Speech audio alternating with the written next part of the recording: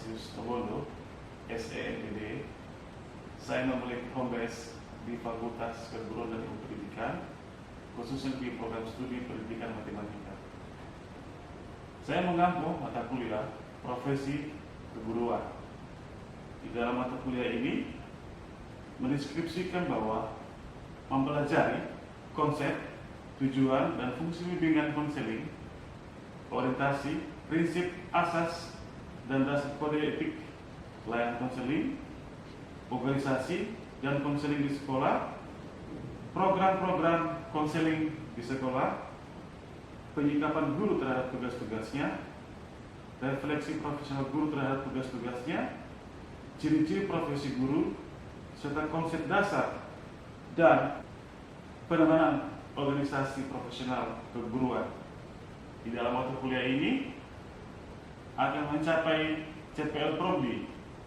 Yang pertama adalah menunjukkan sikap bertanggung jawab atas pekerjaan di bidang keahliannya secara mandiri.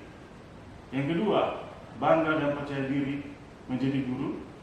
Yang ketiga, mampu menerapkan pemikiran logis, kritis, sistematif, dan inovatif dalam konteks pengembangan atau implementasi iptek.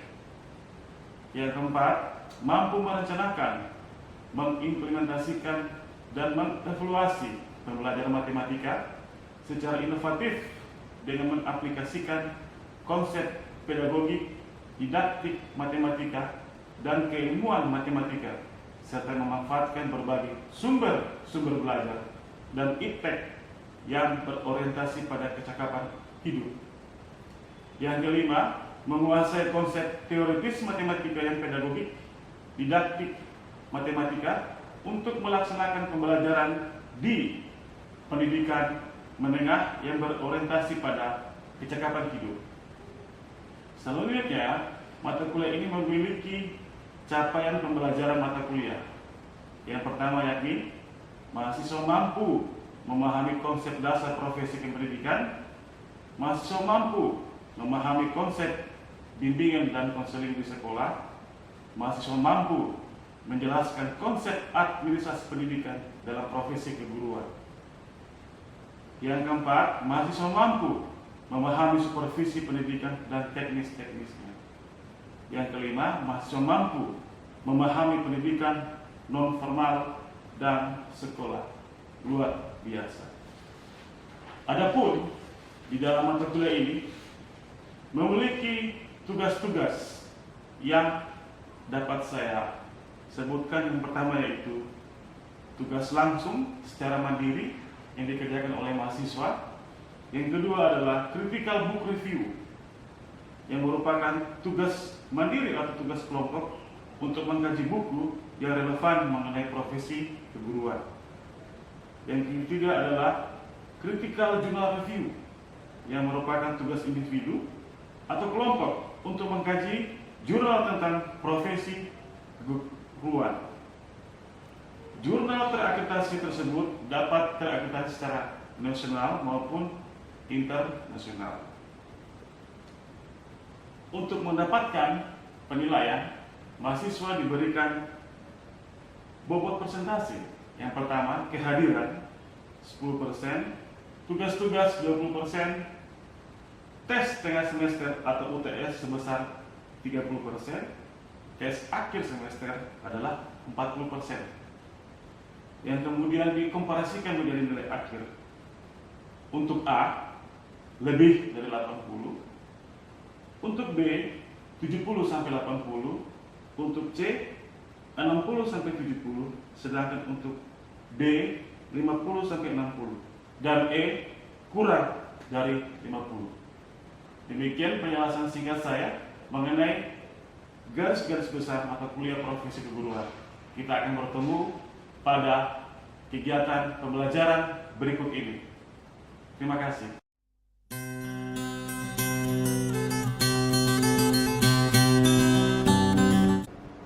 Selamat pagi teman-teman mahasiswa. Pada pertemuan kali ini saya akan membawakan modul 4 dari mata kuliah semester ini, ya, ini profesi keguruan. Yang perlu kita pahami bahwa untuk menjadi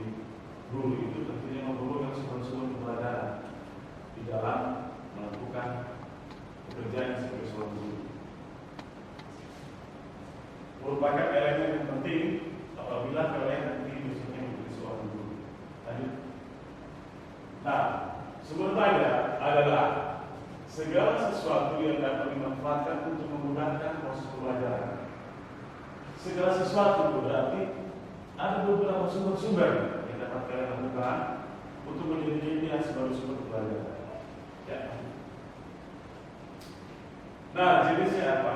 Yang pertama, kita sendiri sebagai manusia. Manusia sebagai sumber pembelajaran karena ada pengalaman yang dipetik dari setiap manusia supaya kita belajar dari kita mengambil positif dari seorang manusia. Yang berikutnya adalah bahan pembelajaran terdiri dari buku teks, modul, film, atau apapun itu, literasi. Selain manusia, ada yang namanya alat. Alat itu bahan pembelajaran. Buku, modul, teks pembelajaran bisa kita dapatkan sehingga menjadikan kita mudah dalam menyerap setiap bahan pembelajaran. Nah, di sini ada jenis-jenisnya, lingkungan dan alat. Lingkungan, ruang kelas yang optimal. Kita mengajar, ada ruang kelas. Ada perpustakaan yang mendukung, lengkap dengan buku-buku. Ada skripsi mahasiswa, sudah bisa masuk di pelajaran. Laboratorium, kalau di kampus kita laboratorium ada laboratorium komputer eksakta. Nah, boleh. Yang berikutnya museum. Nah, museum kalau di Sulawesi Tengah ada. Tapi kalau di Kabupaten Poso saya rasa belum ada. Yang kemudian ada beberapa alat. Alat ini berarti yang mendukung kegiatan pembelajaran. Yang pertama itu adalah proyektor, ada yang namanya kamera atau pendidikan, ada yang namanya audio recorder, merekam suara, ada yang namanya televisi, ada yang namanya radio. Nah, di dalam menerapkan jenis-jenis, di dalam menerapkan pembelajaran kita memerlukan simulasi pembelajaran. Nah, simulasi ini apa? Ada interaksi antara pengajar dan yang diajar. Yang kedua ada namanya karya wisata. Karya wisata ini kita mengunjungi lokasi-lokasi penting dan relevan dengan materi pembelajaran kita nanti. Yang berikut adalah praktik. Jadi setelah ada simulasi, ada kunjungan keluar yang kemudian kita praktik langsung di laboratorium. Umpamanya kalau kita ingin melihat sejauh mana pengalaman kita di dalam melakukan karya wisata tadi, kita bisa langsung mempraktikkannya melalui pengalaman langsung di laboratorium. Oke, ada beberapa peran dan manfaat dari sumber pembelajaran. Yang pertama itu ada yang namanya interaksi. Interaksi adalah percakapan di antara dua profesi, saya dengan Anda, atau mungkin besoknya Anda dan siswa Anda mengenai kegiatan pembelajaran. Ada seperti siklus tanya jawab di antara dua orang. Ada yang mungkin cepat, lambat, senang. Ada juga cara menyampaikan ilmunya terlalu cepat juga sehingga mahasiswa ataupun murid belum bisa menerima. Itu namanya gaya pembelajaran. Yang berikut adalah motivasi. Ada motivasi tinggi, motivasi sedang, motivasi rendah. Tinggal tergantung kita sebagai pengajar bisa memanage kelas sehingga satu kelas itu memiliki iklim yang baik dalam kegiatan pembelajaran. Karena tanpa motivasi pembelajaran tidak akan berlangsung dengan baik. Ada berikutnya adalah pemahaman. Nah, pemahaman ini berbagai sudut pandang mengenai satu topik, satu teori. Teman-teman sebagai mahasiswa memandang satu teori tentu berbeda dengan saya. Nah, dari berbagai sudut pandang itu disatukan. Nah, akan terjadi namanya siklus pembelajaran di antara dua, saya dan Anda atau besok teman-teman yang dengan siswa. Lanjut. Ada beberapa contoh sumber belajar di sekolah. Seperti sebelah tadi, ada yang namanya ruangan perpustakaan. Kita bisa mengambil beberapa membaca beberapa buku ataupun media-media lain yang menyangkut dengan literasi. Yang berikut adalah tenaga pengajar dalam hal ini kalau kami seorang dosen, mungkin besoknya kalian adalah seorang guru. sumber belajar di luar sekolah. Ada kunjungan ke lokasi budaya. Yang berikutnya adalah perpustakaan umum. Yang berikutnya adalah sumber digital. Saya kira teman-teman sudah mengerti apa yang maksud dari 3 level ini. Nah, untuk memanfaatkan sumber belajar secara efektif, peran penting guru harus mengenalkan, mengelola dan mengintegrasikan berbagai sumber belajar di dalam proses pembelajaran. Dapat berperan sebagai fasilitator yang mengarahkan siswa dalam memanfaatkan sumber belajar yang tepat. Jadi guru, kalau di masa sekarang ini guru bukan sebagai peran yang 100% memegang peran di dalam kelas. Guru juga perlu namanya literasi digital ataupun sumber-sumber pembelajaran lain. Jadi menurut saya tidak memiliki pengetahuan 100% tentang satu topik ini, tapi Anda semua atau teman-teman mahasiswa bisa mencari sumber-sumber literasi digital yang lain yang dapat mendukung proses pembelajaran teman-teman nanti. Ada yang namanya strategi. Strategi yaitu mengkomunikasikan berbagai jenis sumber belajar yang akan menghasilkan pembelajaran lebih komprehensif dan mendalam. Sumber belajar yang pertama yang biasa kita lakukan YouTube, apa lagi? Download PDF, apa lagi? E-book, ya banyak. Dengan bagaimana kebutuhan kita, kita mau ambil mana? Yang berikut sebagai strategi pemanfaatan sumber belajar.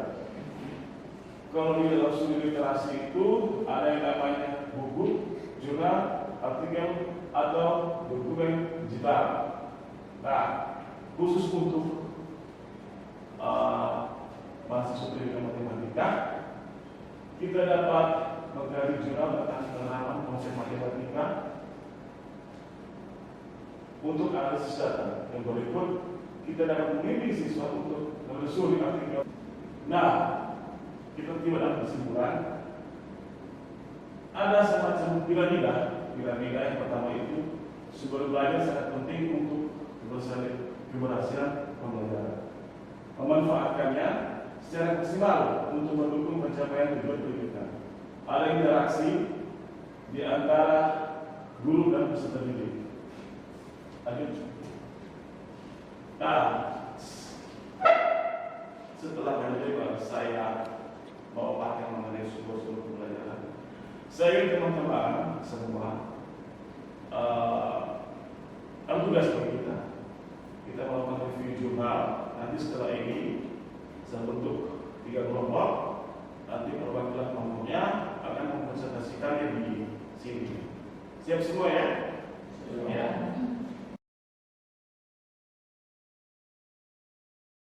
Game kedua ini adalah sebuah sumber belajar atau sumber pembelajaran yang kontekstual dan relevan dengan keadaan sekarang.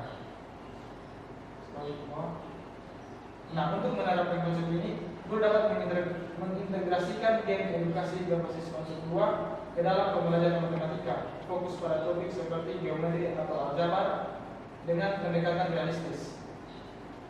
Kemudian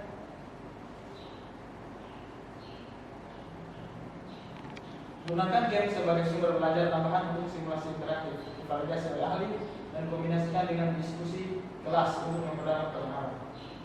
Sekian presentasi dari kami kelompok 1. Kami membuka sesi tanya jawab. Baik, oke, kami buka sesi pertanyaan. Bila ada pertanyaan dari teman-teman, Saya ingin bertanya. oke, silakan. Baik, terima kasih atas kesempatan yang diberikan. Di sini yang menjadi pertanyaan saya dari jurnal kajian itu, saya ingin bertanya, penelitian dari jurnal ini, penelitian ini menggunakan jenis penelitian apa yang kalian gunakan dalam penelitian? Oke, setelah membaca artikel tadi dan setelah kami mengikunya, maka kami menyimpulkan bahwa penelitian ini berbasis kualitatif karena dia menggunakan pendekatan-pendekatan yang kontekstual atau di luar tanpa menggunakan grafik atau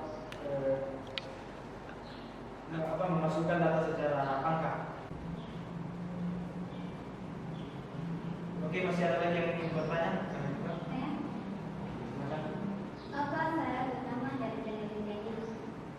Nah, syarat pertama dari penelitian adalah game ini, Closed Loop ini adalah sebuah game yang diaplikasikan dalam proses pembelajaran, sehingga di dalam game ini ada proses pembelajaran yang terjadi antara siswa dengan guru. Di dalamnya game ini bisa membantu dalam proses pembelajaran, sehingga melalui game ini siswa dapat memahami materi-materi yang dikemas dalam bentuk game. Sekian.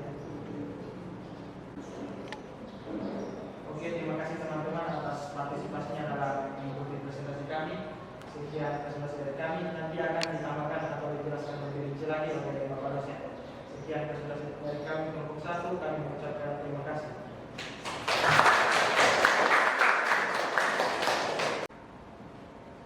Baik, selamat siang. Terima kasih atas kesempatan yang diberikan kepada kami kelompok 2. Pada saat ini kami akan memaparkan hasil review kami dari artikel yang berjudul Pentingnya Kemampuan Literasi Matematika dalam Pembelajaran Matematika. Baik, adapun hasil dari review kami dari artikel tersebut, artikel Pentingnya Kemampuan Literasi Matematika dalam Pembelajaran Matematika menekankan peran literasi matematika dalam membantu siswa memahami, menerapkan, dan menginterpretasikan konsep matematika untuk memecahkan masalah kehidupan sehari-hari. Dokumen membahas konsep literasi matematika yang mencakup kemampuan merumuskan, menerapkan, dan menginterpretasikan matematika dalam berbagai konteks, serta literasi numerasi, yaitu pemahaman kritis terhadap angka. Untuk menerapkan literasi matematika di kelas, guru dapat menggunakan pendekatan berbasis masalah yang mengaitkan konsep matematika dengan kehidupan nyata seperti analisis data keuangan atau statistik. Baik, sekian pemaparan hasil review kami. Kami kembalikan kepada teman-teman dan Bapak dosen jika ada yang ingin bertanya. Baik, untuk teman-teman yang ingin bertanya, waktu dan tempat saya berikan. Baik. Apa metode yang digunakan dalam jurnal penelitian tersebut? Baik, terima kasih untuk pertanyaannya. Jika masih ada pertanyaan yang lain. Baik, terima kasih atas kesempatan yang bisa bertanya. Apa manfaat dari penelitian tersebut? Baik, terima kasih untuk pertanyaannya. Di sini saya akan menjawab pertanyaan dari teman-teman sekalian. Untuk metode yang kami gunakan dalam artikel ini yaitu metode kualitatif karena tidak melakukan perhitungan di dalam jurnal. Dan untuk manfaatnya sendiri yaitu untuk melakukan pendekatan berbasis masalah yang mengkaitkan konsep matematika dengan kehidupan nyata seperti analisis data, keuangan atau statistik, dan ini dilakukan oleh guru. Bagaimana teman-teman jawabannya? Apakah sudah cukup jelas? Baik. Sekian pemaparan hasil dari revisi kami untuk artikel ini, dan sebentar akan ditambahkan oleh Bapak dosen. Untuk kesempatannya kami ucapkan banyak terima kasih. Kami kembalikan kepada Bapak dosen. Baik, terima kasih kelompok 2 sudah memaparkan bagaimana penggunaan problem descriptive atau pembelajaran berbasis masalah untuk mengaitkan konsep matematika di dalam kegiatan pembelajaran. Saya berikan waktu untuk kelompok terakhir, kelompok 3. Silakan mengambil tempat.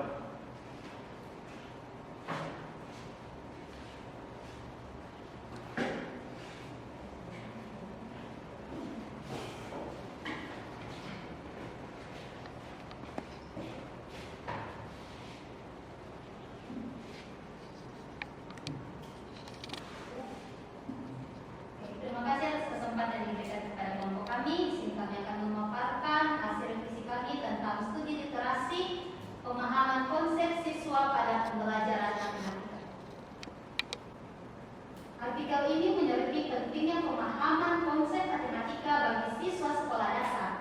Tujuannya adalah mengeksplorasi bagaimana pemahaman konsep mempengaruhi kemampuan siswa menyelesaikan masalah matematika dan relevansinya dalam kehidupan sehari-hari.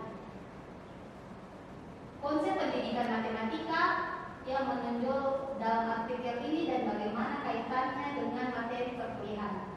Dokumen menekankan pemahaman konsep sebagai fondasi pembelajaran matematika, melibatkan kemampuan siswa untuk menghubungkan ide, menerapkan konsep, dan merefleksikannya dalam kehidupan sehari-hari. Bagaimana konsep ini dapat diterapkan di kelas?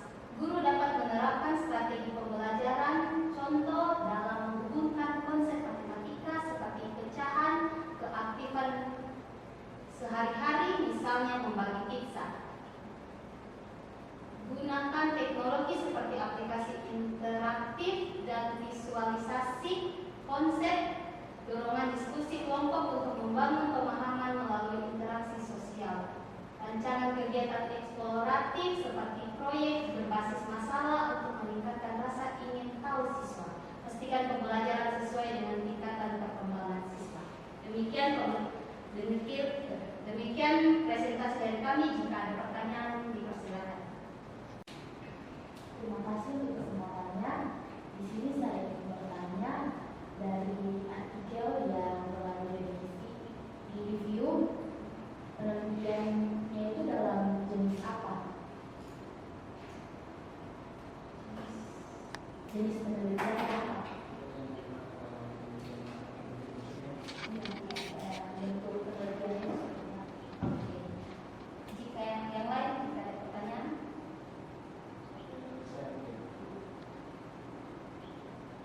Apa tujuan dari penelitian terhadap konsep?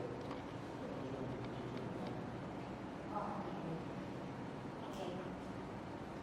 Ya, terima kasih atas kesempatan di sini kami akan menjawab pertanyaan dari teman-teman sekalian. Ya,